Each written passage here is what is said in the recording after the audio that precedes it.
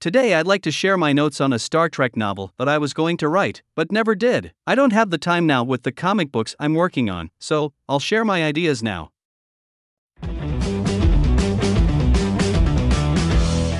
I got the idea while watching Star Trek IV: The Voyage Home. Kirk and crew were walking through San Francisco in 1984 looking confused. That made me think, wouldn't it be funny if T.J. Hooker were to walk by right about now? When I got home, I put the idea to paper. I thought of the episode Assignment Earth with Robert Lansing as Gary Seven and Terry Garr as Roberta Lincoln. In my mind, Gary Seven and Roberta Lincoln were wrapping up their assignment as it had been completed, and Seven was planning to return to his planet. But then the current newspaper showed a picture of what was described as a UFO that was taken aboard a whaling ship.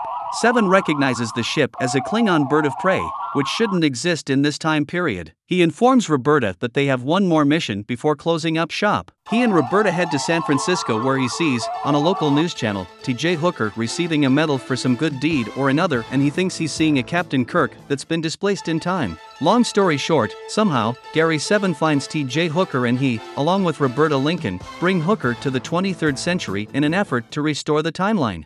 In the T.J. Hooker universe, I had Hooker, played by William Shatner, Officer Jim Corrigan, played by James Darren, and Stacey Sheridan, played by Heather Locklear. I was never an Adrian's Med fan, so I left out Romano infiltrating a drug gang during the time that Gary Seven came to San Francisco to find James Kirk, or who he thought was James Kirk. Somehow, and at that stage I hadn't worked out how yet, Seven finds Hooker, possibly with amnesia, and brings him to the 23rd century in what he thought was an attempt to restore the timeline. When Seven and Hooker arrive in the 23rd century, James Kirk had been kidnapped by the Andorrans. The Federation is trying to prevent the planet of Andor from seceding to the Romulan, or maybe Klingon, Empire. Again, I hadn't worked that out yet, and Kirk was supposed to negotiate that peace treaty. Rebel Andorrans didn't want to see their planet stay with the Federation, so they kidnapped Kirk to prevent him from negotiating with the forces that be and keep Andor in the Federation. Somehow, Hooker is persuaded to fill in for Kirk until the Federation can find Kirk and restore him to the Enterprise. So, we see a nervous Hooker trying to negotiate with the Andorian ambassador in one of the more humorous moments. When we get Hooker back to his own time, the drug gang is being arrested, and one of the perps says, "Man, I could really use a lawyer." So Hooker hands him a business card for attorney Denny Crane,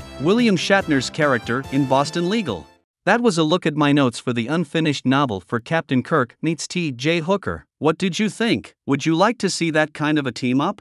Are you a William Shatner fan? Did you like both Star Trek and T.J. Hooker? Let me know your thoughts in the comments section below. Share this video, as that will help me grow on YouTube. Check out my Carl Vincent Vampire Hunter franchise, also in the comments, and subscribe to my channel. Until next time, this is Andrew in for Kevin Given saying live long and prosper. May the Force be with you, and keep reaching for the stars.